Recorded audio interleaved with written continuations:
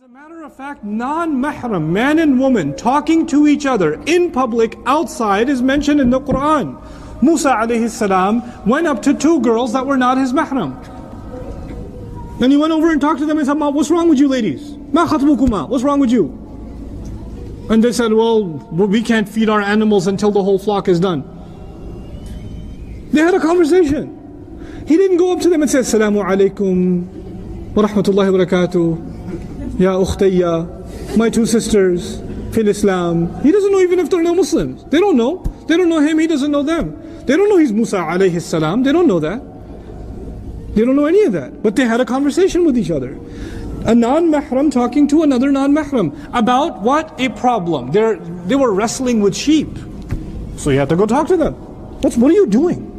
What's going on? Can I help with something? But he didn't prolong the conversation. He kept it to the point. What are we learning in Quran? If you keep your conversation to the point, it's fine. You might have a female co-worker. You might have a class. I have students. I have to answer their questions. They have a right to me as much as the brothers have a right to me. Because I'm teaching a class. It's a matter of justice. I can't put them in the back and not give them the same kind of attention. It's not fair.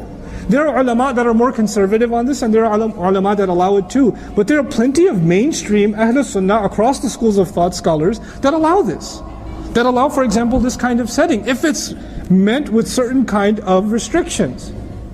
You know, there shouldn't be small talk. If I crack a joke, it's to the entire audience, not to sisters by themselves or something, because that's inappropriate. That's not right. Right? And you're supposed to have a certain line, there's supposed to be a certain line of discomfort between you and myself. Or between you and any other non-mahram. There's supposed to be a line of discomfort. There's supposed to be a level of seriousness. You're not supposed to be giggly when you come up individually and talk to a non-mahram man. You're not supposed to be like, no, I have a question, brother.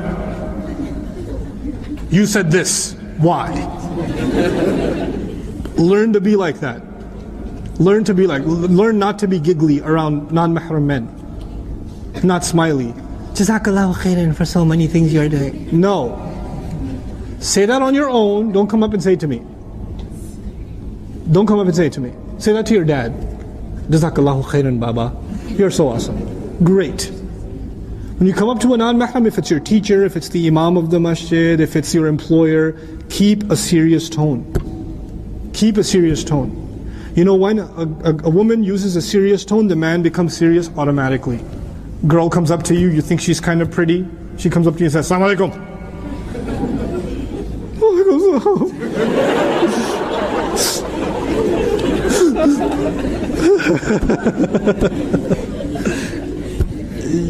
You're not going to get your play around now. It's done. It's over. But she comes up to you and says, Assalamu alaikum wa rahmatullahi wa barakatuh. No good. No good for you. Then you'll be like, oh, wa alaikum salam. You know, that's bad for you. So you have to keep a stern voice. And these rules, I'm kind of alluding to, Surah An-Nur already covers them. These rules are already there. You have to keep a stern voice. You have to keep your eyes low. As low as it doesn't mean you don't look away like, brother, I have a question. Like you don't do that either. But if you don't stare at the person. You're like, yes, sister, do ask. No, not like that. Not like that.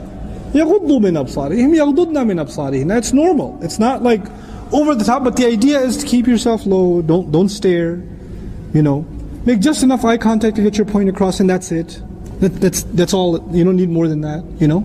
So these certain things, they are the guidelines by which public settings make it okay.